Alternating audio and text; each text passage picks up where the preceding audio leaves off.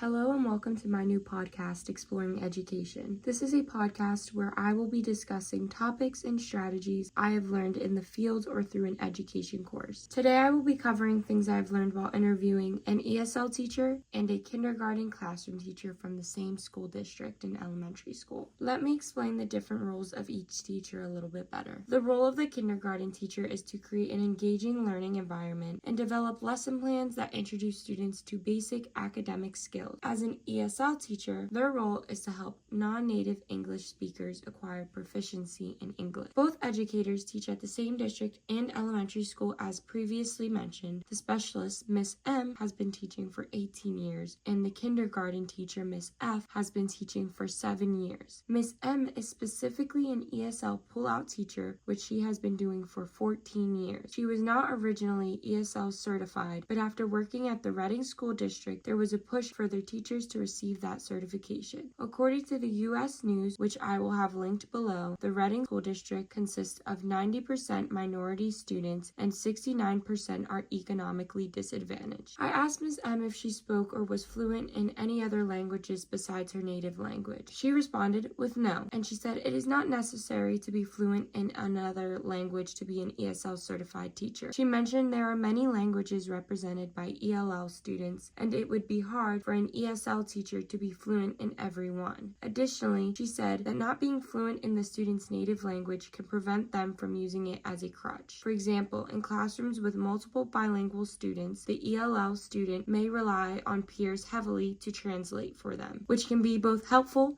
and harmful at the same time. During my interview with Miss F, I asked what strategies and resources she implements into her kindergarten classroom. Some helpful tools she shared included using a language hotline to communicate with families, which serves as a three-way call with a translator that you can use either as a video call, like a Zoom for reference, or just a three-way audio call. She offers translations on Class Dojo, which shows when a message was translated and which language it was translated to help her have a better understanding of the demographics of her students and what type of translations she should provide for the parents and parent communication. Ms. F currently has 2 ELL students who are pulled every other day for 30 minutes with Ms. M. To determine students' needs, a screening process is used. After screening students, they are grouped based on similar scores. Level 1 and 2 students receive more individualized and small group intervention. Levels 3 and 4 students are pulled in larger groups and less frequently as they are closer to exiting the program. All of Ms. M's students are in grades K through 5. She estimates that 25% of her students are first-generation immigrants, while the remaining 75% have parents who have immigrated to the U.S. Ms. M has also shared the following teaching strategy she uses with her students, and that consists of background building, pre-teaching vocabulary, lots of modeling, ample time for practice, shared writing, cooperative learning, graphic organizers, sentence starters, and visual. Additionally, she modifies assignments and activities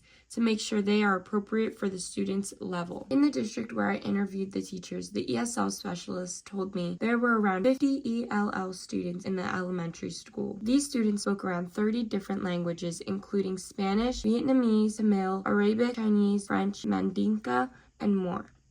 Most of the ELL students have immigrated to the U.S. recently. Within the last 2 years, many of their students have come from Africa speaking French and also from the Dominican Republic. Students take an annual assessment called the WIDA Access, usually given in January throughout February. Teachers receive scores in May, and the scores range from 1 through 6, and a score above 4.5 is needed to exit the program. Final decisions are based on both the test and a rubric. Interviewing Miss M and Miss F was extremely insightful and gave me valuable knowledge within the field. I observed instruction, learned about teaching methods, and gained a deeper understanding of the diverse population of ELL students in the district. Thank you for watching my podcast and tuning in, whether you listened or you watched visually. I hope you were able to take away insightful information that I have learned while I was out on the field. Stay tuned for more episodes. Thank you for watching.